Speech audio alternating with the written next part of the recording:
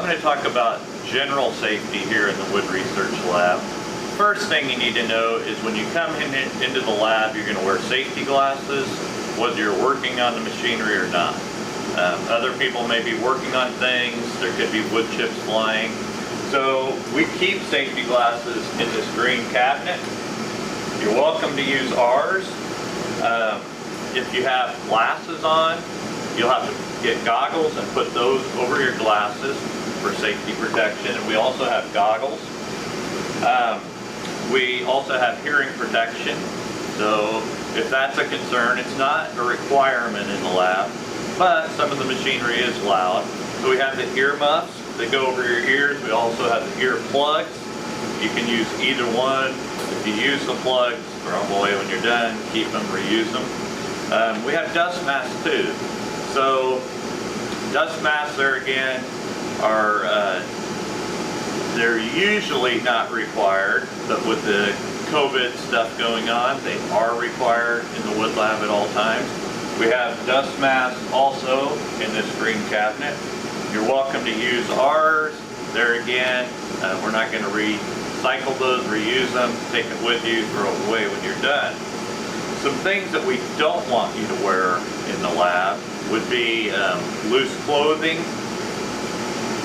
If you have long hair, please tie it back. We don't want you to wear long jewelry, earbuds, even gloves we don't want you to wear. A lot of these things can get caught into rotating machinery and kind of pull your hand, your body into it and injure you more. Another thing in the wood lab is we have some big stationary power tools like the table saw, bandsaw, planer. They're big tools. You're always going to use dust collection. We have ductwork hooked up to those machines. Our dust collector, one of the buttons to turn it on is right here. And when you turn it on, you'll notice a light bulb is on. So if somebody else is working in the lab, you see the light bulb, you know the dust collector is on. The dust collector is not terribly loud, so that helps to identify whether it's on.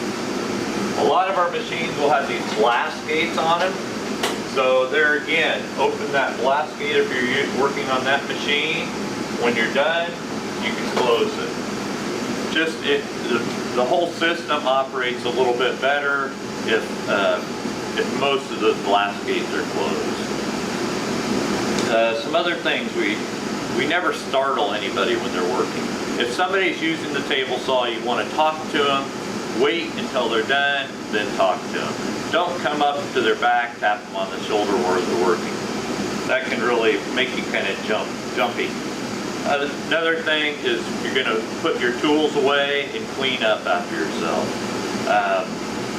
Dust and debris on the floor is dangerous. It's a tripping hazard. We want the machines cleaned up when you're done. We have a shop vac in here. Please use it. Our tools, for the most part, they're labeled where they go, so please put them away when you're done. We have a rule called the 3-inch rule in here. And that means we don't want your hands any closer than 3 inches to any moving blades. So if you're cutting some small strips on the bandsaw, the table saw, use a push stick. We have lots of push sticks, and sometimes they're sitting on the machinery. They're very helpful. They're going to save your hand. We want you to be at least 3 inches away from any blades when you're working on machines. Our machines also have guards over them, and those guards are there to protect you. Sometimes the guards might get in the way of making cuts. If that's the case, come and get me. I'll help you to make the cut safely. I may have to take the guard off, but then I'll do the cutting. And also, sometimes you may bring chemicals into the lab. Maybe you want to put a finish on your product or something. If you do that, please let me know. I have to get a material safety data sheet for that chemical, and I store it in my office. So there is a cabinet in my office titled MSDS. Say if you are using shellac or something and you get a rash on your hands, you can come in my office, open the file, look for the shellac paper, pull that out, let me know, take that with you to the doctor. That will help them better identify what's going on. We also have rubber and latex gloves in here if you want to wear those if you're doing finishing. And sometimes a person might get injured, you might get injured. A cut, a possible broken bone or something. If that happens, call 911 or come get me and I'm going to call 911. We don't want you to try to drive yourself to the hospital and pass out or something. We don't want your buddy to drive to the hospital. Some hospitals around town are not open all the time. It's best to call 911. That's our policy. Sometimes you might walk into the lab and the lights are on, but I'm not around, and you want to use the machinery. If I'm not around, you cannot use the machinery, at least the big stationary power tools. You can use the hand tools, you can use the small electric power tools. You can do sanding, you can do finishing, gluing, but you can't use the big power tools while I'm not here. And finally, we have this sheet here that has a list of all the machinery on it, and I am going to train you on each individual machine before you can use it. So say you come in, you want to use the table saw, you let me know, I will train you on the table saw, and we'll both sign off on it.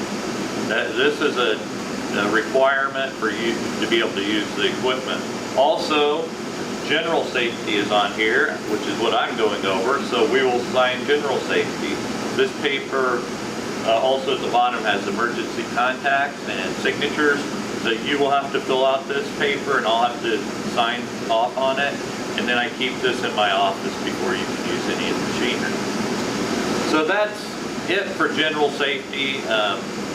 Watch my other videos for individual tools on how to use those and use them safely. Thank you very much.